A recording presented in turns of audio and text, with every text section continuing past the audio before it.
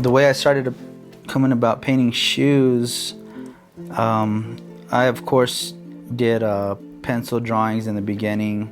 Eventually I started peeking into canvases and paintings, and my painting skills started improving. And then a friend who had bought a pair of Toms, they were like off-white tannish, and I remember for whatever reason holding them, picking them up and looking at them, and I was in my head about like, wow, this is like a canvas. I should paint something like this. This would be pretty cool to customize and have people walking around with something that's significant to their lives or something. These black ones here are, I actually started working on them for myself. I don't think I ever really done some for myself, but I have Hopi Rain Cloud. You know, I started planting my cornfields and tending to my crops, so we depend on a lot of rain for our crops, but for everybody's crops out in Hopi and throughout the world, for everybody else's crops and just well-being and life.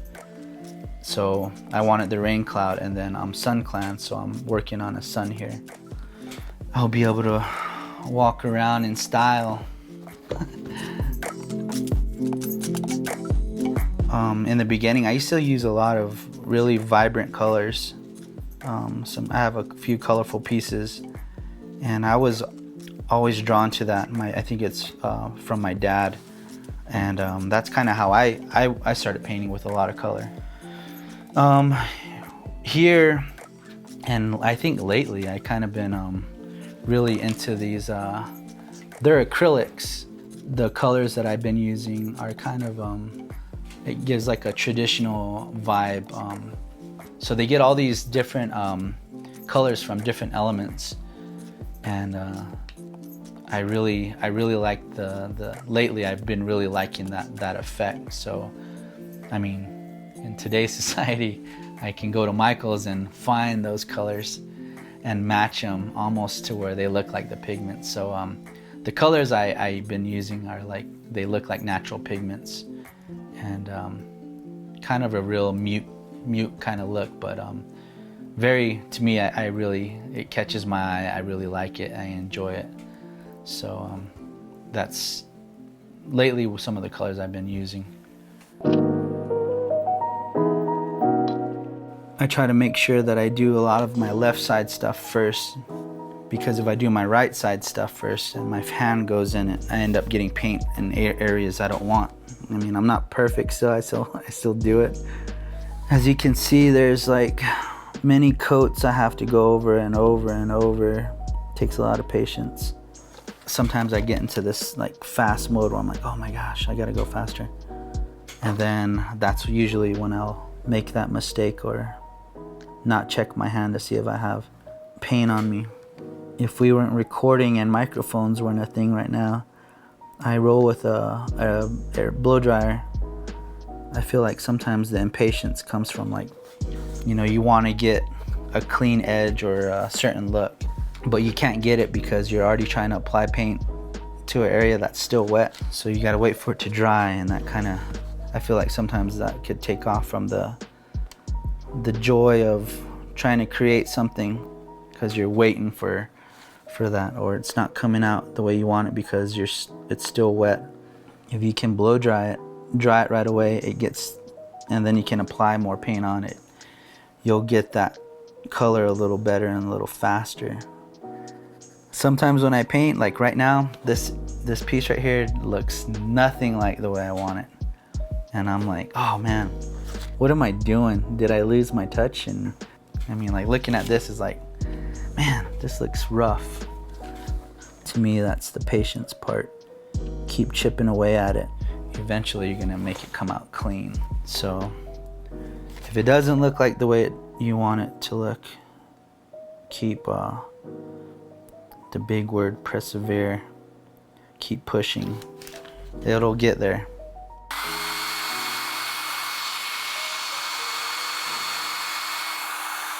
In sobriety, they say one day at a time, meaning that I'm not gonna get 12 years of sobriety in one day.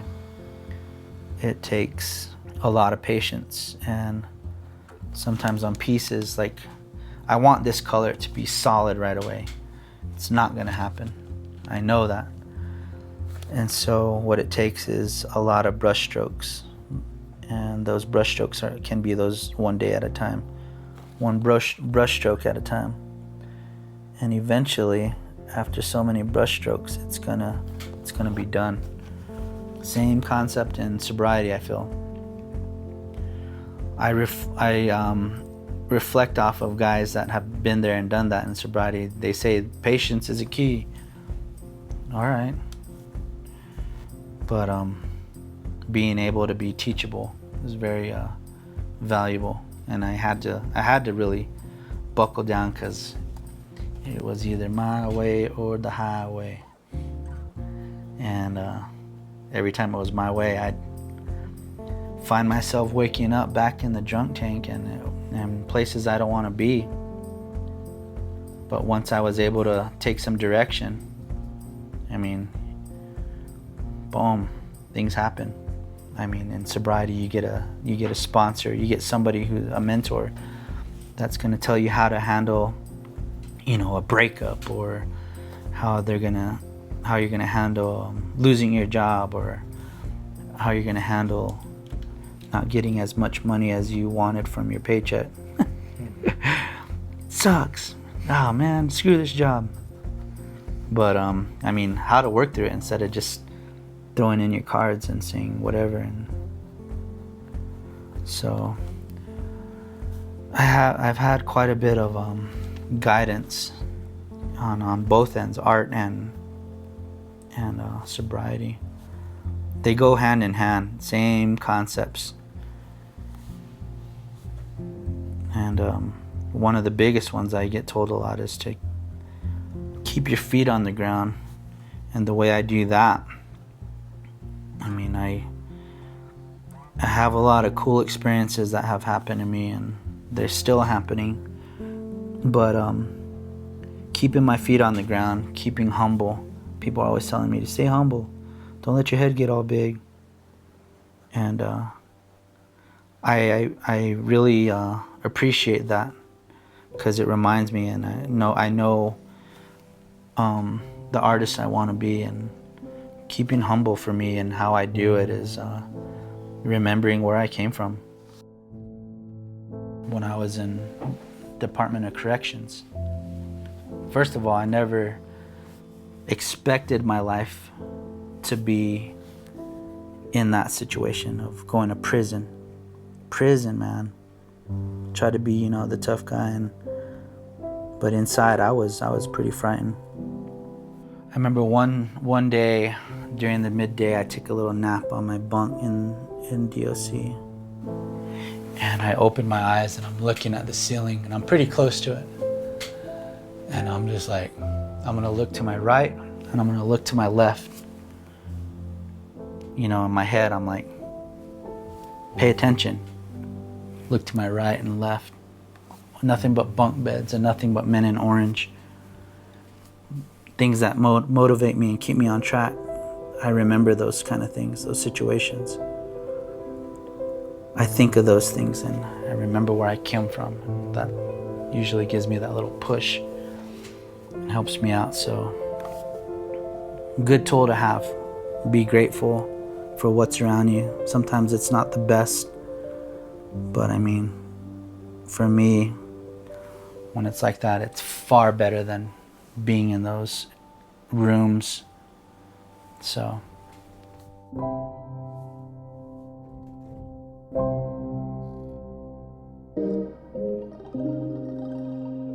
One thing that I really like to make it known, I work at the hospital and I talk with a lot of adolescents and adults, and some of them think that I'm just a guy that has my degree in behavioral health or social work or something, and I've never experienced the hardships and That's kind of where it stops right there. And it's like, you know, I've been there.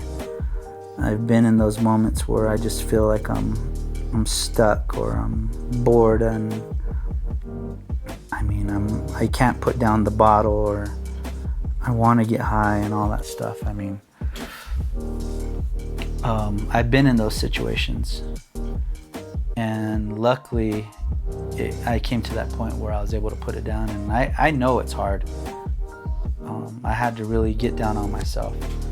I mean, I definitely didn't like the life I was living, and there had to be something that had to change.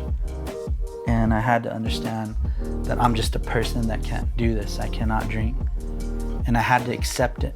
I had to accept that, despite how much I love the taste, how much I love the feeling, whatever, how tough a situation is, I had to learn how to handle and manage my feelings and life on life's terms. Find people who are going to want to encourage you to succeed versus succeed in your addictions or succeed in your troubles. Find people that will lift you up. Hang with those people. I was told you are who you hang out with. I always think about that. You got to find that crowd, and they're there. They're there. That experience happened to me when I sobered up, and there's a quote, Buddha quote, that says, when the student is ready, the teachers appear. And that has definitely been for me. When I sobered up, I started seeing all the people that wanted me to succeed were right there next to me. I didn't believe, you know, people were going to be wanting to buy stuff from me, and it's like, whatever. I had that low self-esteem. I didn't plan to be in this spot where I'm at today. I wasn't. You know, I was hoping that maybe I could sell a few pieces here and there, but that practice and that skill develops, and it becomes something like, man, you know, you see what you do, whether it's a canvas, whether it's a shoe or whatever, how people really admire it. And it kind of keeps building off of that, building and building, and next thing you know, man, like, here I am today. And I mean,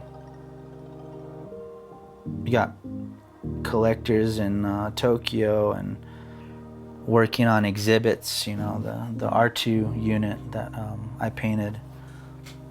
All this thing, you know, the opportunity starts to present itself, and, you know, here I am. Who would have known? I mean, I am very grateful. I think what I dream is what you make it. Always try to give, don't ever take it. I think what I dream is what you make it. Always try to give, don't ever take it. Art really gives me that boost and that drive, and makes me feel good. It makes me feel good when I see the reactions of people. Like young kids be like, oh man, that's cool, you know, I want that. Older people are like, oh man, that's a cool R2-D2, or that's a cool skateboard, or whatever it is that I'm doing. But none of that would be possible if I didn't seek out all this help and learn about myself and who I was, how I saw things versus how I see things now. But I do tell people, if I can do it, you know, a lot of people can do it. The support is there. It's a matter of if I'm gonna get up and go and try to find it and really work for it. Like I said, it's like these paintings, you know, like they take a while. It takes a lot of patience to get that picture and complete, but when you put in that effort and that time, it unravels into a beautiful thing. So yeah, that's all I got.